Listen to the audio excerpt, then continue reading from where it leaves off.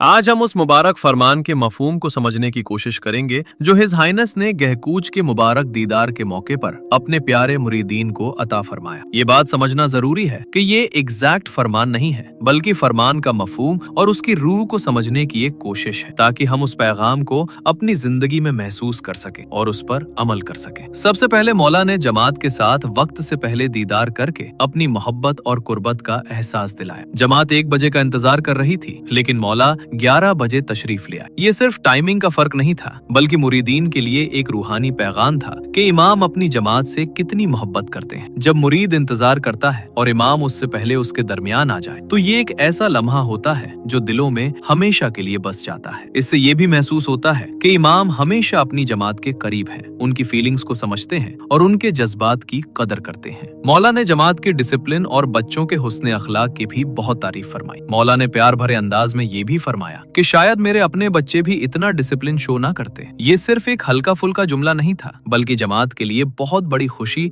और फख्र की बात थी। इस पैगाम में एक गहरी तालीम भी थी कि पेरेंट्स अपने बच्चों की तरबियत मोहब्बत, अदब और डिसिप्लिन के साथ करें। जब एक कम्युनिटी के बच्चे अच्छी तरबियत और रिस्पेक्ट का मिसाल बनते हैं, तो वो कम्युनिटी की पहचान बन जाते हैं। इसके बाद मौला ने पाकिस्तान और गिलगित बल्तिस्तान की गवर्नमेंट का शुक्रिया अदा फरमाया, जिन्होंने इतना वार्म वेलकम दिया। लेकिन मौला ने इस इज्जत का क्रेडिट सिर्फ ऑफिशियल्स को नहीं दिया, बल्कि जमात, शाह करीम अल हुसैनी और अपने खानदान की खिदमात को दिया। ये एक बहुत गहरा पैगाम था कि मोहब्बत और रिस्पेक्ट कभी जाया नहीं होती। जो खिदमत इमाम और जमात इंसानियत के लिए करते हैं, उसका असर सोसाइटी में नजर आता है। मौला ने वाइडर मुस्लिम कम्युनिटी और तमाम भाई बहनों का भी शुक्रिया अदा फरमाया, जो ये दिखाता है कि इमाम हमेशा यूनिटी और हार्मनी का पैगाम देते हैं। फिर मौला ने बाया एक्सेप्ट फरमाई और जमात के लिए अपनी प्यार भरी ब्लेसिंग्स भेजी। मौला ने सेहत, खुशी, यूनिटी, स्पिरिचुअल और मटेरियल सक्सेस के लिए दुआ दी। ये ब्लेसिंग्स सिर्फ अल्फाज नहीं होते, बल्कि मुरीद के लिए रूहानी ताकत और सुकून का जरिया होते हैं। मौला ने मुश्किल आसान के लिए खास लविंग ब्लेसिंग्स भेजी, जो मुरीदीन के दिल को और भी ज्यादा सुकून देने वाली बात थी। इसमें यह पैगाम था कि चाहे मुश्किलें कितनी भी बड़ी क्यों ना हो, इमाम की दुआ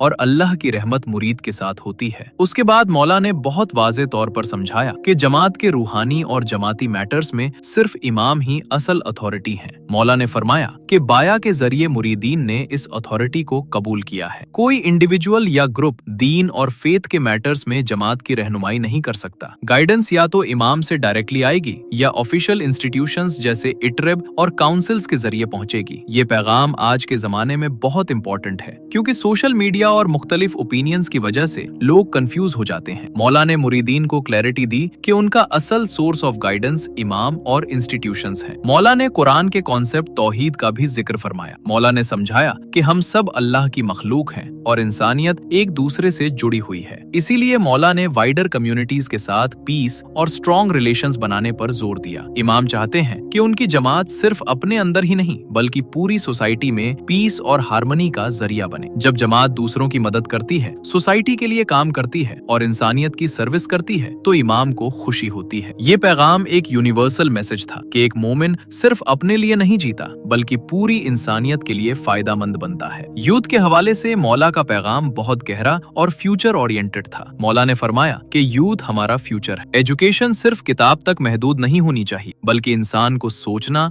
और अडेप्ट करना भी सीखना चाहिए। दुनिया बहुत तेजी से बदल रही है और जो इंसान फ्लेक्सिबल होगा वही आगे बढ़ेगा। मौला ने यूथ को वक्त की कदर करने का भी पैगाम दिया कि जिंदगी इतनी लंबी नहीं जितनी हम समझते हैं, इसलिए वक्त को वेस्ट मत करो। एम्प्लॉयमेंट आज एक चैलेंज है, लेकिन स्किल्स और नॉलेज के जरिए इस चैलेंज को हैंडल किया जा सकता है। मौला ने यह भी फरमाया कि कंपटीशन दूसरों से कंपेयर करने के लिए नहीं होना चाहिए, बल्कि अपने आप का बेस्ट वर्जन बनने के लिए होना चाहिए। ये बहुत खूबसूरत पैगाम था, क्योंकि आज की दुनिया में लोग कंपैरिजन की वजह से डिप्रेशन और एंजाइटी का शिकार हो जाते हैं। इमाम ने यूथ को सिखाया कि एक दूसरे को नीचा दिखाने के बजाय एक दूसरे को सपोर्ट करो, ताकि सब मिलकर राइज करें। ये यूनिटी और पॉजिटिविटी की तालीम थी। इंग्लिश लैंग्वेज की इंपॉर्टेंस को भी मौला ने एम्फसाइज किया। मौला ने फरमाया कि इंग्लिश सीखो ताकि पाकिस्तान के मुख्तलिफ एरियाज और वाइडर वर्ल्ड के साथ बेहतर इंटरेक्शन कर सको। ये सिर्फ लैंग्वेज नहीं, बल्कि अपॉर्चुनिटीज और एक्सपोजर का जरिया है। जब यूथ ग्लोबली कनेक्ट होती है, तो वो अपने लिए और अपनी कम्युनिटी के लिए नए दरवाजे खोल सकती है। मौला ने फिर अल्लाह की याद और फेथ की तरफ तवज्जो दिलाई। मौला ने फरमाया कि अल्लाह को अपने करीब रखो। मुश्किल वक्त में अल्लाह का जिक्र इंसान को कंफर्ट देता है। अल्लाह अल करीम है, मेहरबान है और उसकी याद से दिल को सुकून और खुशी मिलती है। आज के स्ट्रेसफुल जमाने में ये पैगाम हर मुरीद के लिए एक रूहानी दवा जैसा था। जब इंसान अल्लाह को याद करता है तो उसके अंदर उम्मीद और हिम्मत पैदा होती है। मौला ने बहुत प्यार भरे अल्फाज में ये भी फरमाया कि इमाम की प्रेयर्स हमेशा मुरीदीन के साथ हैं। इमाम अपनी जमात को दिल में रखते हैं और उन पर नजर रखते हैं। ये अल्फाज हर मुरीद के लिए बहुत इमोशनल